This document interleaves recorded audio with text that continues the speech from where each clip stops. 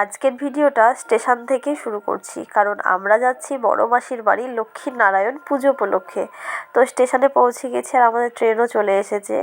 তো আমাদেরকে বেশিক্ষণ অপেক্ষা করতে হয়নি। আর ট্রেনে উঠে দেখছি একটা মেয়ে কি সুন্দর ব্যায়াম করছে, তো জিমনাস্টিক করছে। তো দেখে খুব ভালো লাগলো বলে ভিডিওটা না করে আর থাকতে পারলাম না। আর এইদিকে ওর মা বাজনা বাজাচ্ছে।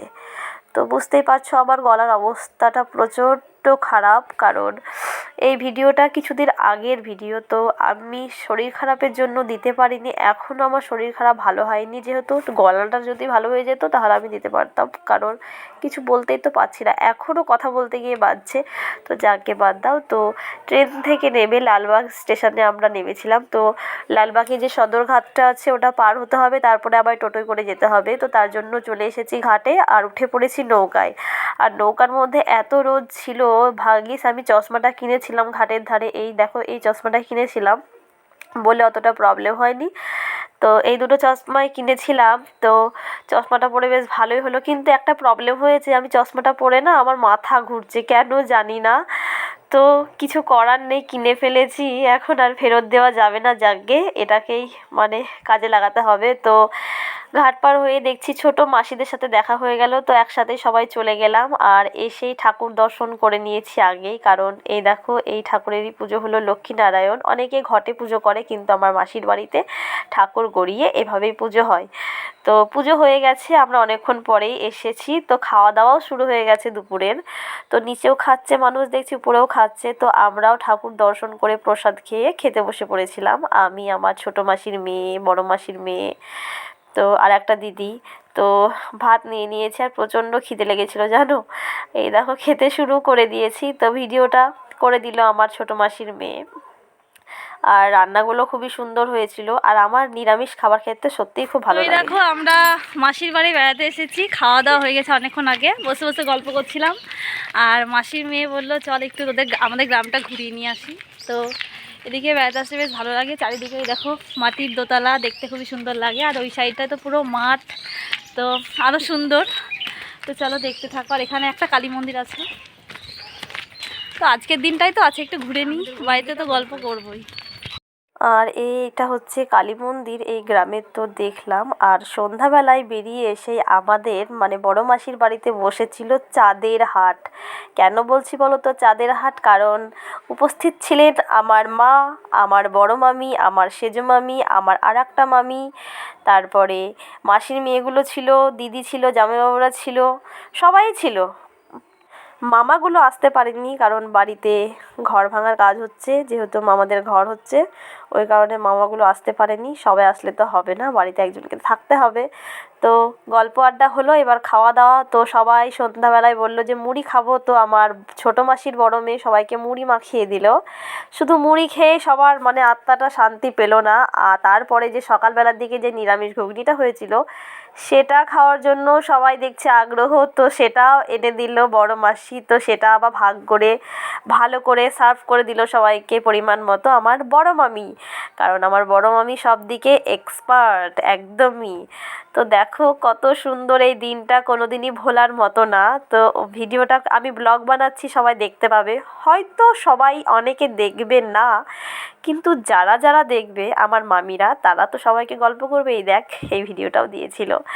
আর এই যে ভিডিওটা দেখছো এটা হচ্ছে পুজোর পরের দিন। তো আমার বড় দিদি মানে আমার ছোটো মাসির বড় মেয়ে রান্নার দায়িত্বে আছে, আমিও ছিলাম। আমি শুধু কি করেছিলাম বলো তো, মটরশুঁটি, আলু, বেগুন দিয়ে বড়ি দিয়ে রসা।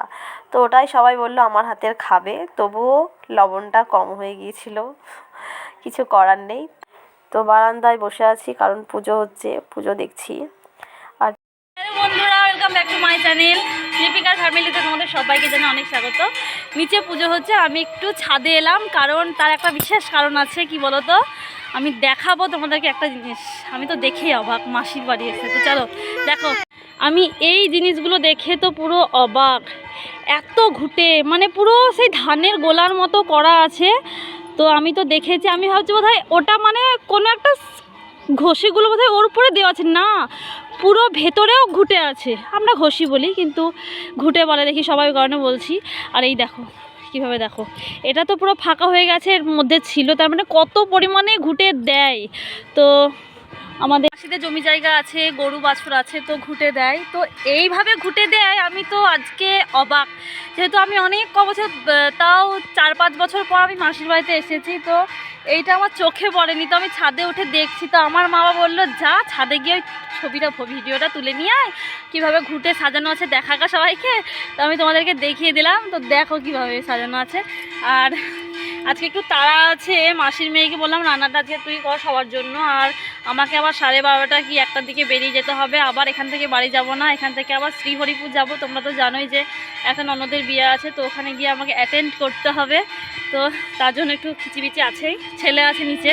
এখানে এটা কি পলাশ ফুলের গাছ কি জানি, দেখে তো তাই মনে হচ্ছে। একটা ফুলও ফুটে আছে, তোমরা হয়তো রোদে বুঝতে পারছো না।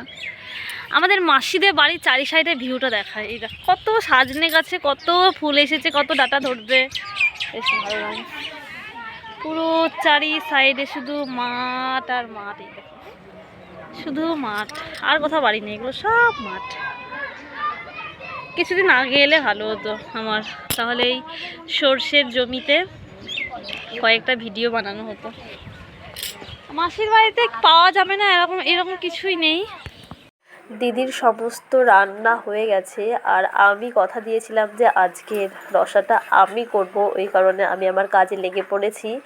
আর যেহেতু অনেক দিন পর সবাই বড় মুখ করে বলেছে যে তুই আজকে কিছু একটা রান্না করে খাওয়াবি, তো আমি বললাম যে ঠিক আছে, আমি তাহলে মটরশুঁটি আলু বেগুন বড়ি দিয়ে রসাটা করে খাওয়াবো। তো ওই কাজে লেগে পড়েছি। আর ফার্স্টেই বেগুনটাকে ভেজে নিয়েছিলাম, এবার আলু বেগুনটাকে একসাথে একটু কষিয়ে নিচ্ছি। আর আজকে একটু খুব তাড়াতাড়ি রান্নাটা হয়ে গেল, কারণ সবার বাড়ি যাওয়ার তাড়া আছে, আমারও তো প্রচণ্ড তাড়া আছে, কারণ আমাকে এক জায়গা থেকে আরেক জায়গায় যেতে হবে বাড়ি না গিয়ে। তো খাওয়া দাওয়া হয়ে গেছে সবার, তো বেরিয়ে পড়েছি। মারা টোটোয় গেল, তো জায়গা হলো না বলে আমি আবার জামাইবাবুর গাড়িতে করে যাচ্ছি, আমি আর আমার একটা বোন। তো প্রচণ্ড হাওয়া, তার সাথে আবার রোদ আছে, মনে হলো চশমাটা পরলেই ভালো করতাম। যদিও হাসছি কিন্তু তবু মনে মনে একটু দুঃখ হচ্ছে, কারণ অনেক দিন পর মাসির বাড়ি এলাম, আবার যদি 2 দিন থাকতে পারতাম তাহলে খুব ভালো। যাকে বলতে বলতে আমি পলসন্ডা বাস স্ট্যান্ডে পৌঁছে গেছি। তো একটা বাস ছেড়ে দিল, কারণ আমার মায়েরা যে টোটোটা আসছে ওটা অনেক লেট করেছে আসতে।